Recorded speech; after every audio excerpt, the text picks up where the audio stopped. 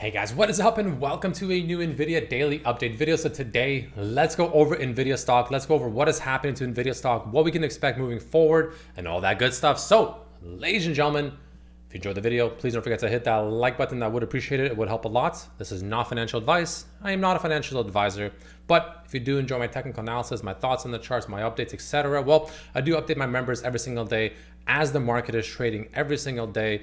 Again, in my YouTube membership, that link is down below in the description of the video, where I, again, constantly share updates, etc., etc., etc., mainly on Tesla stock in the first tier for $3 a month. Sometimes other stocks when I see opportunities, of course, or for $5 a month, you get access to everything in the first tier, so Tesla plus other stocks. But you also get access to the Nvidia daily updates as well that I share with my members every single day. So again, if you're interested and you want to get that information right away as the market is still trading, that link is below. But jumping into it, Nvidia with a nice day today, well, kind of a nice day, I guess you can say, pretty much flat, closing up 0.1% on the day, which honestly, considering the gap down that has started off today with, yeah, not bad, honestly, not too bad, holding pretty strong. But Nvidia likes to usually do this whenever it has these massive moves up. It likes to kind of hold maybe a little bit longer than you would anticipate before potentially actually making that move down, kind of like what it did over here. Granted, this was more or less an earnings, actually no, this happened into earnings, but nonetheless, something like, you know, it did over here, for instance, or kind of like how it did over here, you know, before it had that drop. It likes to do these kind of things, and I still stand by the fact that I think the risk reward up here for further upside movement, you know, is not as favorable, but there is a bit of a asterisk to that, which I'll go over, of course. So let's go over it. Nvidia, you know, gapping down a bit post-market. You can see down another 0.5%. Volume today very, very low. But what is there to watch out for right now? I want to just first state the obvious stuff, right? The obvious stuff is the fact that the daily and the 4-hour, my two favorite time frames, are both overbought. Plain and simple, they're both overbought. Now, overbought doesn't mean it has to top here. It doesn't mean it's the top and it has to rally or, you know, come back down. Of course not. But historically speaking, especially with Nvidia's recent, not recent, really, last several weeks to even months consolidation period, this has proven to be a pretty powerful top indicator, at least for a short-term top at the bare minimum, right? On the 4-hour and the daily, our side is overbought. We're at the top, Bollinger Band. Those two combos have been pretty powerful for quite some time now to indicate a short-term top. Will this be that? I think so, but of course, I want to make it clear, at some point, I do expect Nvidia to break out of this massive sideways consolidation and actually move up, which will most likely defy logic, kind of like what it did over here, as it stays overbought for an extended period of time.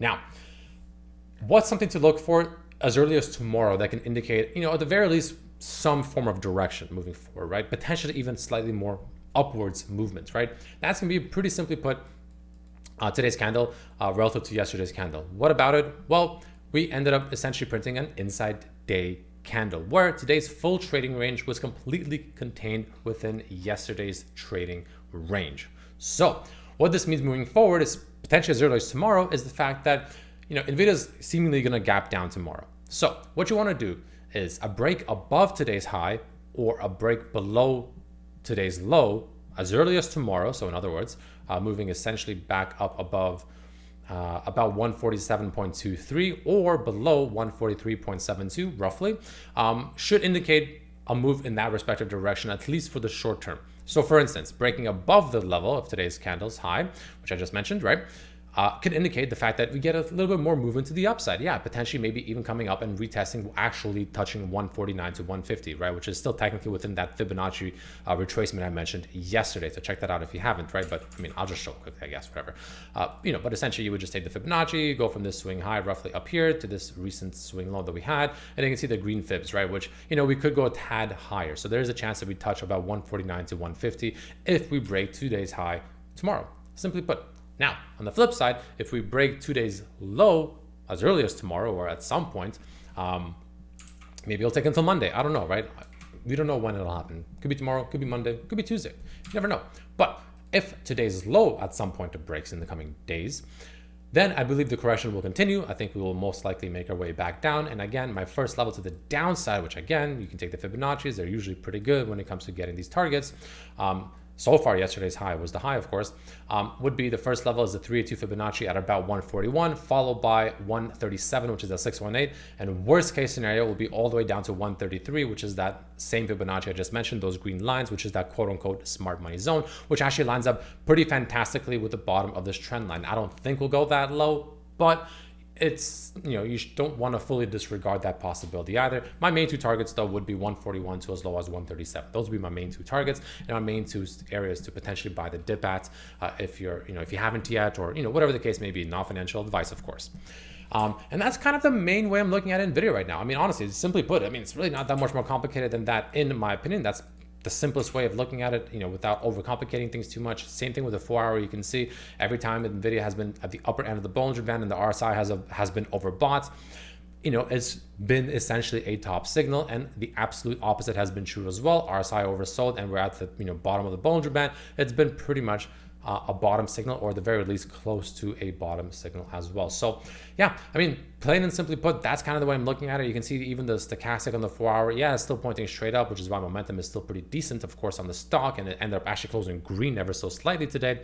But it is also starting to enter that overbought territory as well. So take that for what it's worth as well. Again, I think best case scenario, we see another pop to about 149 to 150. But unless this happens to be the breakout, I expect that ultimately to be more or less the top, and we begin our move back down to about, again, 141 to as low as 137, my main two levels.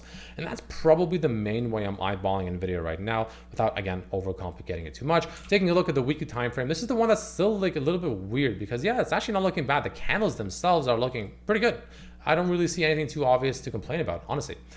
However, the thing that I don't really understand is the fact that why the MACD and the stochastic are both still pointing straight down. That's the part that I'm a little bit kind of scratching my head about, right? The stock has been recovering beautifully, but these things are barely budging, it feels like, which is just, why is that, right? Very strange. I'm not gonna lie. It makes me feel like this could be a massive bull trap. I don't think it is, though. That's the problem. I don't think it is. But why are these things just, so reluctant to follow price, I guess is what I'm trying to say.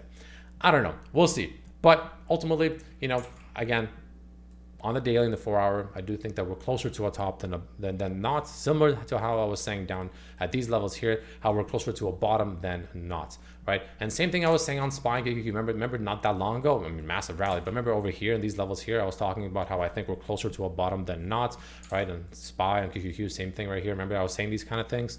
Same idea, just the opposite, obviously, right? So let's see how it plays out, right? Let's see what happens. Very low volume day in the market. Could be a little bit suspicious about that. Let's take a look at the VIX. Actually, we haven't taken a look at the VIX in a while. The VIX could be something nice where you can see the VIX is actually at the bottom end of the Bollinger Bands as well. Doesn't mean it has to bounce right here, right now, but could be a situation to watch out for moving forward, especially now with Trump. I think with this, with Trump obviously being the president now, we could get some volatility back in the market. So definitely want to be careful when it comes to that overall. But that's all I got for you, ladies and gentlemen. Take a quick look at options flow as I feel it sneezes on its way. There it is. Moving into options flow, Nvidia, obviously the bulls are still unhinged as per usual. Very, very bullish flow. Nonetheless, nothing really stands out though, but consistent.